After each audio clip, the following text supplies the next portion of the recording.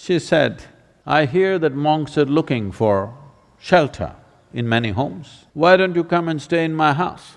Gautama said, "If she's inviting you with so much affection, you must go stay there." Then people saw, "See, he's gone." Gautama, the Buddha, with a large group of his disciples who was continuously traveling, made a rule that during the monsoon season, those 2.5 months, you can stay in the same place. The rule for the sannyasis or the monks who were with him is you should never stay in any place for more than 2 days. Normally, the monks were sheltered in many homes, so this rule he passed, more than 2 nights you don't stay in one house because it will be too much of a burden for the host.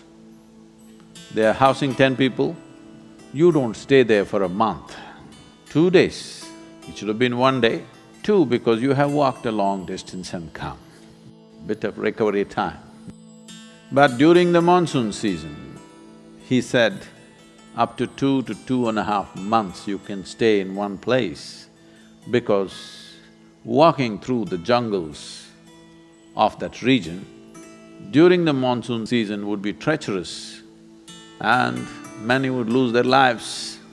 So this is a time like that. They stayed in a large town and they were spread across in many homes.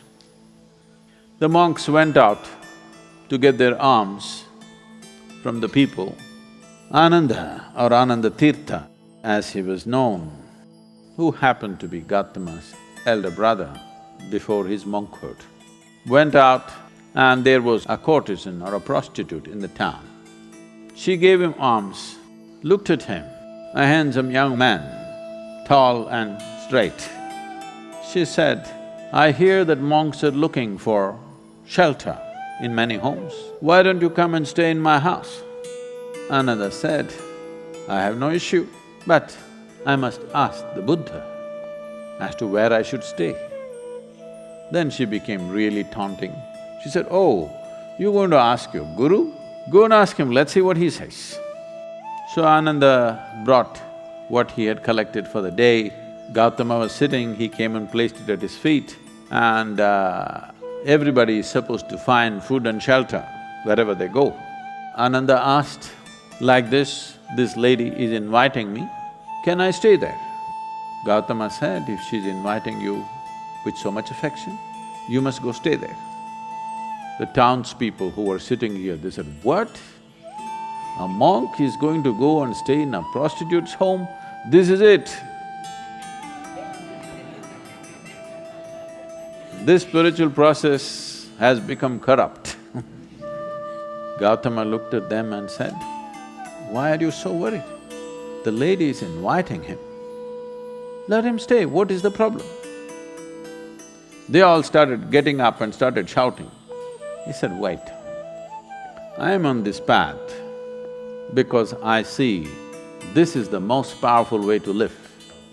Now you're telling me her ways are more powerful than my ways.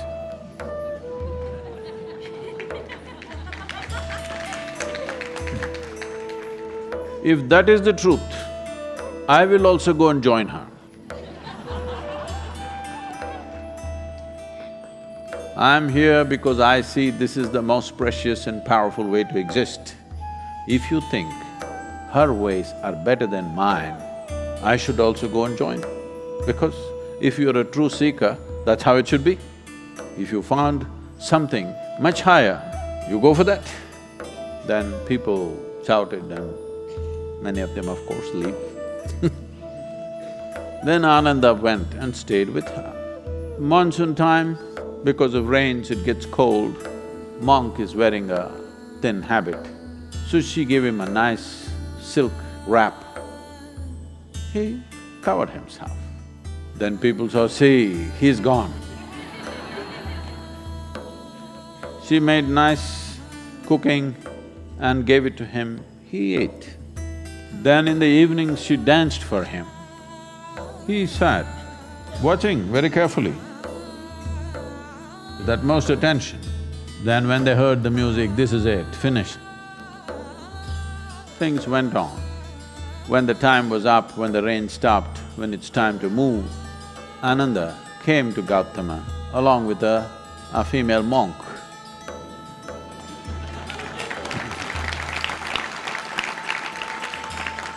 So, the power of being on the path of truth has been there, but has been many times at its height, but never got mainstreamed. I see that today, because of our ability to communicate, because of the tools of technology, the natural longing, the innate longing in a human being to find truth, this is not a thought thing. This is not something that been taught to people that you must seek truth. It is natural for human intelligence to seek what is highest. If you are given an option, any human being, given an option, either to be here or there, he will always say, I want to be there. Right now he may be caught up here, but aspiration is to go to whatever is the highest. It is just that we have to show him that there are better highs than getting drunk, there are better highs than drugs, there are better highs than being caught up in social drama, there are better highs than being better than someone else. We just have to show it to him, we have to make him understand there is a better high.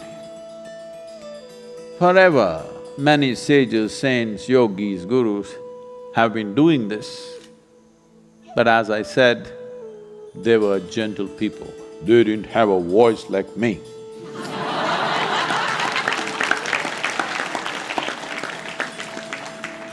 They didn't have a microphone. They didn't have tools with which they could speak to somebody there. They could only speak to people here. In spite of that, they did tremendous things. For their times, many of them did tremendous things out of sheer grace and energy. Millions of people around them, they transformed. Millions of people around them, they put them on the path of truth, on the power of truth. But a time has come where our ability to communicate is such, we can make truth slip through every door. We can make truth knock on everybody's minds and hearts. Never before this was possible. Technology has rendered us to this place. I feel this is the best age ever to make truth mainstream, to be truthful, to aspire for truth, to seek truth, the main force on the planet, because we have tools that nobody ever had.